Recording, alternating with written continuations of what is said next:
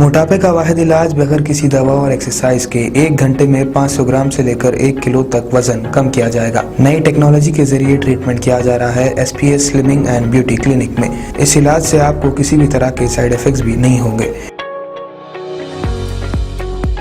Colour improvement, pimples और dark circles के लिए भी आप आ सकते हैं SPS slimming and beauty clinic, Hyderabad, एबर्ट्स beside Agarwala sweet house. Screen पर दिए गए नंबर्स पर कॉन्टैक्ट करें।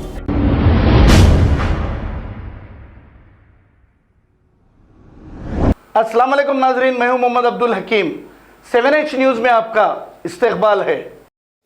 मध्य प्रदेश के शहर भोपाल में बारिश से सैलाब की तबाही। सबसे बुरा हाल तो निचले इलाकों का था, जहां पानी घरों में दाखिल हो गया।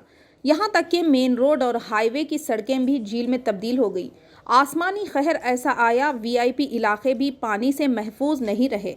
इस तूफानी बारिश के सबब पानी घरों में दाखिल होने से घरों का साजो सामान और बच्चों के खिलौने पानी में तैरते नजर आए। इलाके में येलो अलर्ट जारी कर दिया गया। बचाव के लिए बचाव टीमें तैनात कर दी गई है। आइए देखते हैं 7H न्यूज़ की ये रिपोर्ट। चैनल को लाइक करें, शेयर करें और सब्सक्राइब करना ना भूलें।